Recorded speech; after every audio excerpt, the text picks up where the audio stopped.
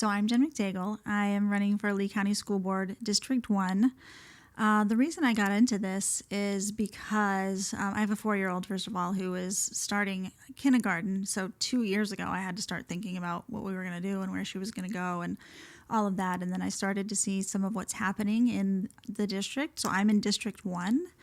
But really all of Lee County is having a similar struggle. So District 1 is most of the Cape. It's the islands, Sanibel, Captiva, Matlacha, a little bit of Burnt Store Road. So that's District 1. So that's where I am. But the reason I'm running is because I don't believe the teachers and the staff and the students are receiving the support and the resources that they need to be truly successful.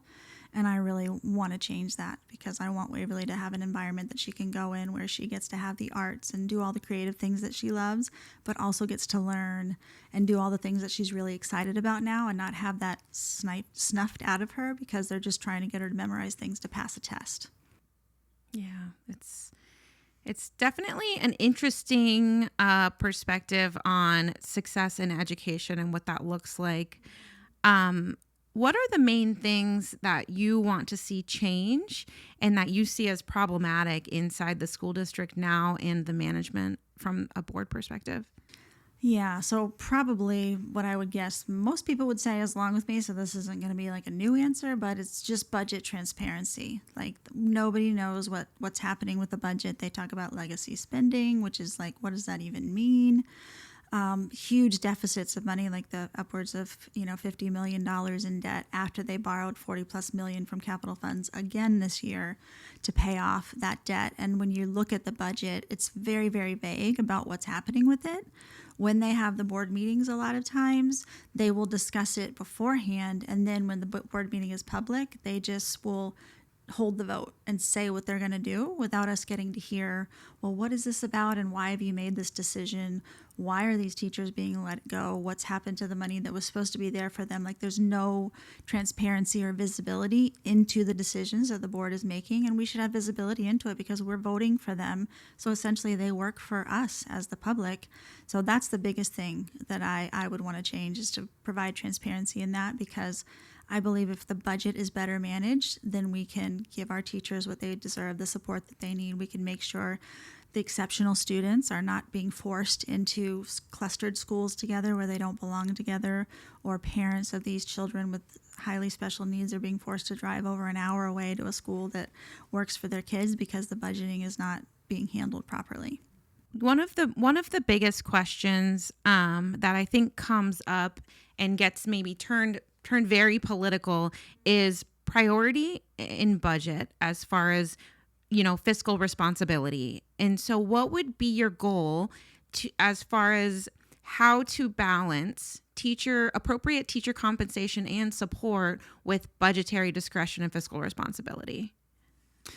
Yeah, it's a good question. And I think if we really do an audit of the budget and how it's being used, like there's some line items of, I think over $200,000, for example, for an attorney that is just kind of there just in case the superintendent needs something. Like, I don't think we need an attorney that's a friend of theirs being paid a bunch of money just to hang out just in case. Like, if something happens, get an attorney and they can handle it.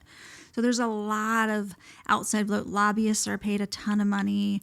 There's a bunch of administrative stuff that I think can be cut. We're spending a lot of money on iReady and technology that is actually proving to be detrimental to elementary students in particular. The grades are getting worse, not better with it. So we don't need to be spending money on that. They need to be off the screens. They need to be interacting. They need to be doing hands-on learning, and all of that costs less. So I think if we do those things, there will be money left over to pay the teachers what they need and to give them the support that they need, so they're not spending over $1,000 of their own money buying school supplies to manage their classroom. It's really unfair when how expensive it is to live where we live, and they're being paid, I think the starting salary is like $54,000, under $55,000 a year to live in this area.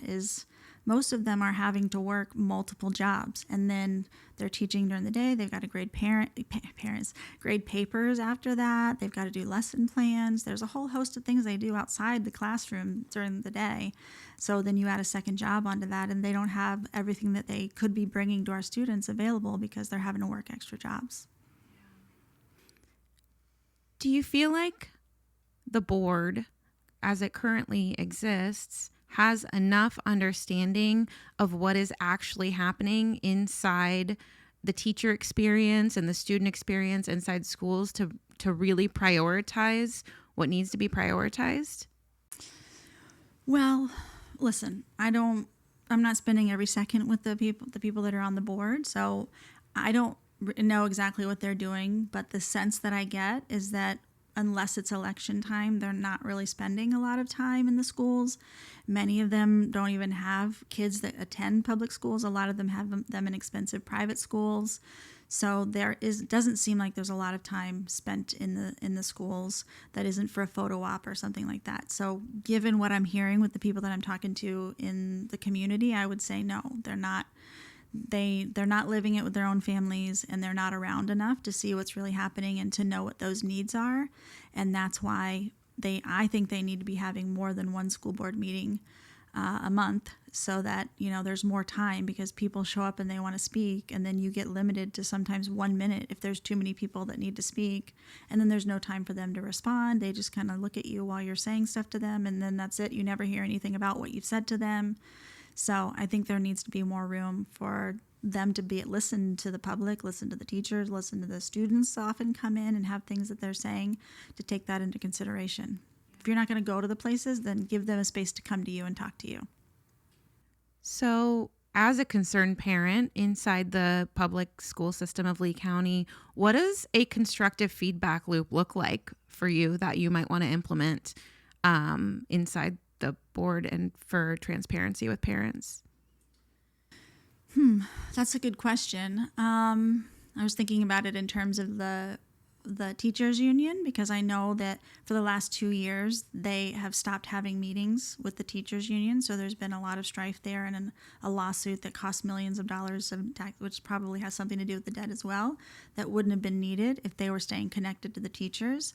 So I do think part of that is staying connected to the teachers union, because the teachers are going to be hearing from the parents and knowing what the parents are thinking and what's important to them.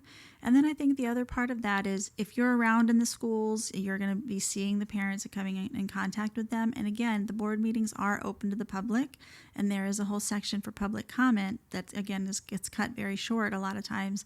Extending that, opening it up more. I think making yourself available for the public to come in. I know one of the members on the school board now, that people have her cell phone number, like they can reach out to her, and which is maybe a lot. You don't want everybody in the county calling you, but the certain people can reach her so that she knows what's going on. So I think making yourself available, having an open door policy when people can set appointments to come and talk to you about what really matters, and then actually doing something about it, not just listening to them to then say, okay, great, and then never doing anything about it, which seems to be what's happening now. Yeah. I think being heard is so important to parents and teachers alike. What are some of the things that you're hearing from parents and teachers in the area as far as what's going on in their frustrations? One of the things that I continue to learn about, and I should specify for me that part of the reason that I'm running is I have 2 daughters. My oldest daughter, Quillen, was born with a really rare neurodegenerative disease that less than 40 people in the world have. So I spent a lot of time advocating for her within the schools. So I'm very familiar with the gaps that are there and the lack of resourcing for exceptional students. And there is a big difference between medically complex and children that have behavioral challenges as well. So things like trying to combine them into one school, medically complicated kids who are non-mobile, nonverbal, with children that have behavioral issues, is really kind of a recipe for disaster. And those kinds of things, or decisions, are being made without asking the teachers, without asking the parents. I think those kinds of things are really frustrating. Another thing that I am hearing, and I also saw as part of this, is that there are services that some of these students that have these special needs, they're guaranteed by law to get services while they're in school. They're not happening, especially in the poorer areas. I was, as part of the talking to the people and the interviews that I've done to be endorsed by the teachers union and the SPALC, the support staff union, and other endorsements that I've gotten, I've learned that they're like, we haven't even had a speech therapist in the school for the whole year. and the parents don't know. So they are sending their kids to school and thinking that they're getting speech therapy or occupation therapy, whatever the therapy is, and then they're coming home and not getting better. And these parents, that's devastating as someone who had that. If my daughter's name was Quill, and she passed away in 2023. But it was so paramount. She was 3 times a week going to these therapies, and if she missed them, you fall backwards so fast, and they work so hard to gain those things. So as a parent, sending her to school and then coming thinking she's getting services, and then she comes home and is not getting better, devastating. Because in my case, it was a neurodegenerative disease, so I'm thinking she's regressing, but really she's not actually getting treatments. So it's really not okay. So it's like life. Their life depends on these services in a lot of cases. So that's a really big concern, obviously, for the teachers in the school that know that's not happening, as well as the parents, those who know that it's happening, and a lot of them don't know that it's happening. So those are some of the things. I think the other side of that, there's some stuff around, I think teachers are feeling a little bit like they don't have a ton of autonomy in the way that they can teach, the things that they can teach about and talk about. I think that they're so focused on these test scores, and they have to, they have to increase the test scores every year, and that's how everything's graded on. So they're just forced to teach in a way that they just are memorizing things to pass these tests and not really actually learning in the way that's best for these kids to learn, and the way that, prepares them for life in the future. Yeah.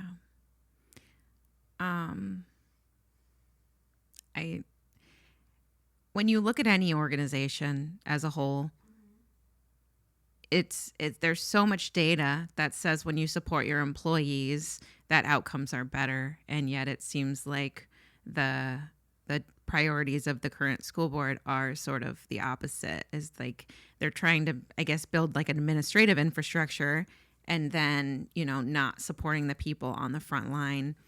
What does that support look like in your eyes, as far as supporting teachers and support staff? Yeah. So a couple of things on that came up. I think supporting teachers means setting a more clear protocol in place for if a parent makes a complaint. I think there's a little bit of a fear now that one parent complaint can cost you your job, and parents have every right to come in, and if they think something's wrong, they should be able to speak about it. But there needs to be a really clear path of like, okay, this, before they go complaining to whoever's at the top or the school board, have you spoken to the teacher? Have you spoken to the principal of that school? Like, what are the steps that you've taken? And even then, if it's brought to the school board, what is the protocol for how we research this and see what happened? And, give a little bit more a sense of like they don't have to be on edge constantly, that, any little thing that they say or do can be used against them, and now they don't have a job. So that's one. On the other side of it, the support staff, one of the things that was clear when I was doing the interview for the endorsement is they for sure do not feel valued. The support staff, the para staff, they're being asked to do way too much for too little. There's not enough bus drivers. The food apparently in the cafeteria, nobody should be eating it. It's not good. They don't feel good serving it. There's really no path for them either to grow a career. So they kind of get stuck where they are. Because I said to them, I was like, do you guys have reviews? Because I'm from, I'm in corporate America for the last 10 years as vice president of sales in global technology and AI companies. So this is a little bit new to me how this, and they just laughed when I asked if they had reviews and talked about where they wanted to be in 5 years and all of that. That's not anything that they have. And they would really like to have some kind of path, even if it's lateral, to move into other parts of the government or things where they can have a path to learn and grow. Have a little bit of, in corporate America where I come from, you have a little bit of a professional development budget that you get to use for your own learning and to be able to grow and do those things. And they just don't have any of that. So I think even if you can rearrange the budget so that you're not wasting it on other things, and you can give it to the support staff and the teachers and they feel valued. And to your point, when you feel valued and you're learning and there's benefits like that, and you're moving somewhere in your career, you're going to work that much harder. It's going to be that much more important to you, instead of being just exhausted and tired and beaten down because you're doing too much and having to work multiple jobs. no, that serves no one. No one is doing well in that environment. No one's succeeding. Yeah. What do you feel like about your unique experience as a mom to both a emerging kindergartner and a medically needy child, and also your experience in tech and corporate America? How do you feel like that converges to give you to the strengths that you contribute to the board, and where would those shine the best? Yeah, a great question, and I've thought about this a lot, and it's also a big part of why I'm running. So I don't know if you're familiar with Instacart, but the CEO of Instacart was Fiji Simo, and she left. I don't know exactly how long ago, 6 months to a year ago. She left Instacart and is now the CEO of OpenAI, ChatGPT. So needless to say, AI was very, very important to her. She also had her own like medical condition that she was able to utilize AI for medical reasons, but also to enable her to do her job in the way that she needed to when she was having flare-ups with her, I think it was an autoimmune disease. So we absolutely had no choice. It was like, if you're not using AI, you're not getting money for your team, you're not getting promoted. If you come to me and ask for anything, I need you to show me how you've tried to use AI to do this before you ask me for, like, it was very hardcore. They gave us all the tools and even money that we were able to put towards it to do it on our own personal time. Because of that, I have a lot of understanding of where that's headed, how that's happening, the dangers of it. I think we can't pretend it doesn't exist and try to not use it. And I know there's concerns around the environment and all of that, and that's all fair and should be considered, but it's not going away. So we do need to use it, but we need to use it thoughtfully in education. So a quick example is have the child write the essay in class so you know they're writing it themselves. Then they can go home and put it in AI and say, what are some perspectives that I haven't thought about on this? Or just have a dialogue with AI that gives you different things to think about and different perspectives. Like, you can use it in a way that makes your critical thinking grow and that makes you stronger as a person. Or you can use it in a way that does everything for you and you just get dumber by the second. We don't want that part. We don't want the latter, obviously. So that's really what I want to bring is I want to make sure that we're focusing on that so they're prepared for the future and the world they're actually inheriting, but also not to the point where they're on screens too much. They don't know how to interact socially. Like, we need them to have hands-on learning, because that's going to be more important. With AI doing more of these other things, we're going to need to know how to do things with our hands. We're going to need to know how to interact. Communication, interpersonal stuff is going to become more and more important. So I want to make sure that we're focusing on all of those things: adaptability, critical thinking, hands-on experiential learning, while also ensuring that they understand the technology and know how to use it in a way that makes them better. I think it's super important. And I think, given what a hot button topic that is these days, that most people would just hesitate to even bring that up in general.